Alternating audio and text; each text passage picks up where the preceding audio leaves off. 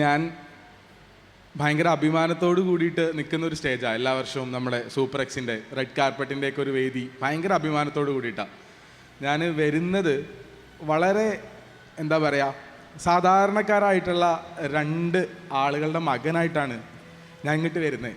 അപ്പോൾ തുടക്കത്തിൽ ഇങ്ങനെ സംസാരിക്കുമ്പോൾ സാറിങ്ങനെ പറയുന്നുണ്ടായിരുന്നില്ലേ, നമുക്ക് ഏറ്റവും വേണ്ടപ്പെട്ട ആളെ പറ്റി സംസാരിക്കുക, അവരെ പറ്റി ചിന്തിക്കാമെന്ന് പറയുമ്പോൾ എനിക്ക് വേറെ ആരെ പറ്റി ആലോചിക്കാൻ പറ്റിയിട്ടുണ്ടായിരുന്നില്ല.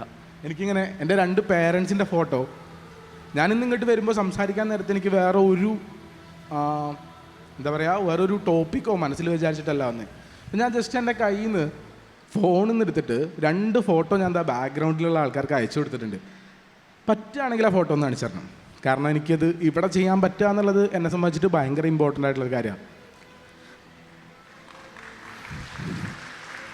ഞാൻ 10ാം ക്ലാസ് വരെയൊക്കെ പഠിക്കുമ്പോൾ, 10 വരെയല്ല, ഒരു +2 വരെ ഒക്കെ ഞാൻ പഠിക്കുന്ന സമയത്ത് തന്നെ എനിക്ക് പ്രത്യേകിച്ച് ലക്ഷ്യബോധങ്ങളോ സാധനങ്ങളോ ഒന്നും ഉണ്ടായിരുന്നില്ല. എൻ്റെ അടുത്ത് ആൾക്കാരൊക്കെ പറയും, ആഷിക്ക നിന്നെക്കൊണ്ട് കഴിയും, നീ പഠിച്ചാൽ മതി, നിന്നെക്കൊണ്ട് പറ്റും എന്നൊക്കെ പറയും. അപ്പോൾ ഞാൻ എൻ്റെ ടീച്ചർമാരുടെ മുഖത്തൊക്കെ നോക്കി, ടീച്ചർമാരോടൊക്കെ നല്ല ബന്ധം ഉണ്ടാവും.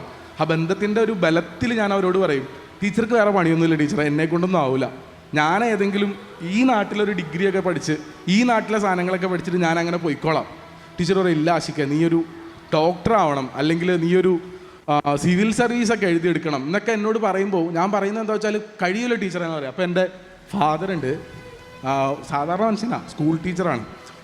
അയാൾ എൻ്റെ അടുത്ത് ഇങ്ങനെ ചെറുപ്പം മുതൽ തന്നെ എന്നോടിങ്ങനെ പറയുമായിരുന്നു, നീ ഇങ്ങനെ ആലോചിച്ചിട്ടുണ്ടോ, ഭയങ്കര പാവപ്പെട്ട ആളുകളുണ്ട് നമ്മുടെ നാട്ടിൽ, അവരിങ്ങനെ വേദന എടുത്തൊക്കെ വരുമ്പോൾ, എൻ്റെ വെല്ലുപ്പുണ്ട്, ഫാദറിൻ്റെ ഫാദറുണ്ട്, മൂപ്പർക്ക് ഇങ്ങനെ നടക്കാനൊക്കെ ബുദ്ധിമുട്ടാണ്, മുട്ടുവേദന, നടുവേദന, വയ്യ, ക്ഷീണം, ഭയങ്കര സ്നേഹമുള്ള ആളാണ്. പറഞ്ഞു വെച്ചാൽ നമ്മുടെ വാപ്പാടെ ഒരു ഡോക്ടറുണ്ട്, ഒരു വിജയനാഥൻ എന്ന് പറഞ്ഞ ഡോക്ടറുണ്ട്. ഡോക്ടറെ കണ്ടിട്ട് ഇങ്ങോട്ട് വരുമ്പോൾ വാപ്പാടെ മുഖത്തുള്ളൊരു സന്തോഷം കണ്ടിട്ടുണ്ടോ, അത് വേദന മാറിയിട്ടുള്ള സന്തോഷമല്ല, ആ ഡോക്ടറെ കണ്ടതിൻ്റെ സന്തോഷമാണ്. അതുപോലെ ഒരുപാട് പാവപ്പെട്ട ആൾക്കാരുണ്ട്, ജസ്റ്റ് അവരെ ഒന്ന് കണ്ട് അവരുടെ കൂടെ ഒന്ന് നിൽക്കാൻ നിനക്ക് പറ്റിയാൽ മതി എന്നുള്ള കാര്യമാണ്. ഞാൻ ടീച്ചറോട്, ടീച്ചർ പോയി പണി നോക്കി ടീച്ചറെ എന്ന് ഞാൻ പറയുന്നുണ്ടെങ്കിൽ എത്ര സ്നേഹമുള്ള എൻ്റെ വാപ്പാനോട് ഞാൻ എന്തായിരിക്കും പറഞ്ഞിട്ടുണ്ടാവുക നിങ്ങൾക്കറിയോ, നടക്കൂല, ഞാൻ ചത്താലും മെഡിക്കൽ എൻട്രൻസ് എഴുതൂല എന്ന് പറഞ്ഞ ആളാണ്. പക്ഷെ ഞാൻ ഗ്രാജ്വലി പഠിച്ച് മെഡിക്കൽ എൻട്രൻസ് എഴുതി കേരളത്തിൽ കുഴപ്പമില്ലാത്ത റാങ്കും വാങ്ങി മെഡിക്കൽ കോളേജിൽ പഠിച്ചിട്ട് ഇനി ഫ്യൂച്ചറിൽ ഇങ്ങനെ മെഡിക്കൽ ആസ്പിരൻസ് ആയിട്ടുള്ള നിങ്ങളുടെ മുന്നിൽ ഇങ്ങനെ നിന്ന് സംസാരിക്കുന്ന സമയത്ത് എനിക്കിങ്ങനെ ആലോചിക്കാനും പറയാനും ഒറ്റ കാര്യമുള്ളൂ, someone had a dream. ഒരാൾക്കൊരു ഡ്രീം ഉണ്ടായിരുന്നു. അയാൾ ചെറിയ ചെറിയ കഥകളായിട്ട്, ചെറിയ ചെറിയ സന്ദർഭങ്ങളായിട്ട് അയാളുടെ കുട്ടിയിലേക്ക് അതിങ്ങനെ കൊടുത്തോണ്ടിരിക്കുന്നുണ്ടായിരുന്നു. പതുക്കെ ഒരിക്കലും ഫോഴ്സ് ചെയ്തിട്ടില്ല. 10ാം ക്ലാസ് കഴിയുമ്പോഴോ +2 കഴിയുമ്പോഴോ ഏതെങ്കിലും ഒരു പോയിന്റിൽ നീ ഇത് ചെയ്യണം എന്ന് പറഞ്ഞിട്ടില്ല. പക്ഷേ ആ സമയത്ത് എനിക്കത് ചെയ്യാനുള്ള എനർജി ഉണ്ടായിരുന്നു എന്നുള്ളതാണ്. I am realising it very much. അത് ഇവരായിരുന്നു എന്നുള്ളൊരു കാര്യമാണ് എനിക്ക് ഭയങ്കര അഭിമാനത്തോടു കൂടി പറയാൻ വേണ്ടി പറ്റും. ഇന്നത്തെ ഈ ഈവനിങ്ങിൽ നമ്മളെ കഴിഞ്ഞ വർഷം ടോപ്പിൽ പഠിച്ച ഏകദേശം 1000ഓളം കുട്ടികളുടെ ഉള്ളിൽ നിന്ന് 250ഓളം ഡോക്ടേഴ്സ് ഉണ്ടായി വന്നിട്ടുണ്ട്. അവരിന്ന് വൈകുന്നേരം ഈ ഈവനിങ്ങിൽ ഇതേ വേദിയിൽ അവാർഡ് വാങ്ങുമ്പോൾ അത് കാണാൻ വേണ്ടിയിട്ട് ഫ്രണ്ട് റോയിൽ ഇവർ രണ്ടുപേരും കൂടെ ഉണ്ടാവും. അതെനിക്ക് ഭയങ്കര സന്തോഷമുണ്ട്, ഭയങ്കര അഭിമാനമുണ്ട് ഇവിടെ നിൽക്കാനുള്ളത്. ആസ് എ പേരൻസ് എനിക്ക് നിങ്ങളോട് പറയാനുള്ള ഏറ്റവും പ്രധാനപ്പെട്ട കാര്യം എന്ന് പറഞ്ഞു കഴിഞ്ഞാൽ, നമ്മുടെ മക്കൾക്ക് സാറ് പറഞ്ഞ പോലെ അവരൊക്കെ അത്ഭുതങ്ങളാണ്. ഒരു അത്ഭുത ചിഹ്നമുണ്ട് ഓരോരുത്തരുടെ ഉള്ളിലും. അവരുടെ ഉള്ളിൽ അവരുടെ ടാലൻസിനൊരു ഇതില്ല. ഞാനിന്ന് ഇവിടെ ഈ ഒരു ദിവസം ഇവിടെ സംസാരിക്കാൻ വേണ്ടി വരുമ്പോൾ ഞാൻ എൻ്റെ ടീഷർട്ടിൻ്റെ ബാക്കിൽ എഴുതി വെച്ചിട്ടുള്ള ഒരു വാക്കുണ്ട്, അതായത് ഒന്നുമില്ല, ടാലൻ്റ് എന്ന് പറഞ്ഞ സാധനം അല്ല, ദാറ്റ് ഈസ് റെഗുലറായിട്ട് സിസ്റ്റമാറ്റിക്കായിട്ട് നമ്മൾ ഹാർഡ് വർക്ക് ചെയ്ത് പോകാമെന്നുള്ളൊരൊറ്റ കാര്യമുള്ളൂ.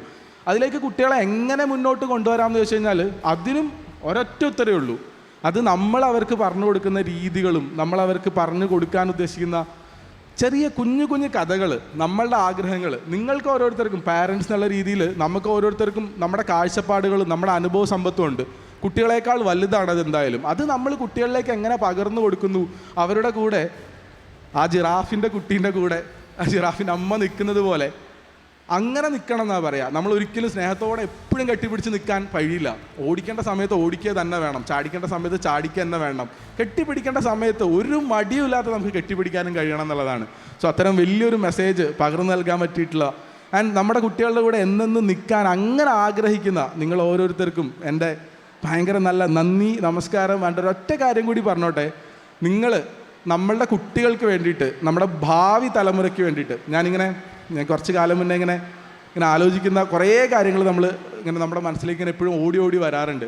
കുറച്ച് കാലങ്ങൾക്ക് മുന്നേ നമ്മൾ ഇതുപോലത്തെ ഒരു സ്റ്റേജോ ഇതുപോലത്തെ ഒരു മൈക്ക് സിസ്റ്റോ നമ്മുടെ കയ്യിലുള്ള ഫോണോ കാര്യങ്ങളോ ഒന്നും വിചാരിച്ചു കഴിഞ്ഞാൽ അതൊന്നും ഈ നാട്ടിൽ ഉണ്ടാവില്ലായിരുന്നു. അതൊക്കെ ചില ആളുകൾ സ്വപ്നം കണ്ടപ്പോൾ ഉണ്ടായി വന്ന സാധനങ്ങളാണ്. അങ്ങനെ നമ്മുടെ നാടിന് വേണ്ടി, നമ്മുടെ സമൂഹത്തിന് വേണ്ടി, നമ്മുടെ നാളുകൾക്ക് വേണ്ടിയിട്ട് വലിയ വലിയ കണ്ടുപിടുത്തങ്ങളും വലിയ വലിയ സംഗതികളൊക്കെ ചെയ്തു വരാൻ വേണ്ടിയിട്ടുള്ള കുട്ടി ശാസ്ത്രജ്ഞന്മാരും കുട്ടി ഡോക്ടർമാരും ഒക്കെ ഈ വേദിയിൽ നിന്ന് ഉണ്ടായി വരട്ടെ എന്ന് ആശംസിച്ചുകൊണ്ട് ഞാൻ എൻ്റെ വാക്കുകൾ നിർത്തുകയാണ്. Thank you so much. ഭയങ്കര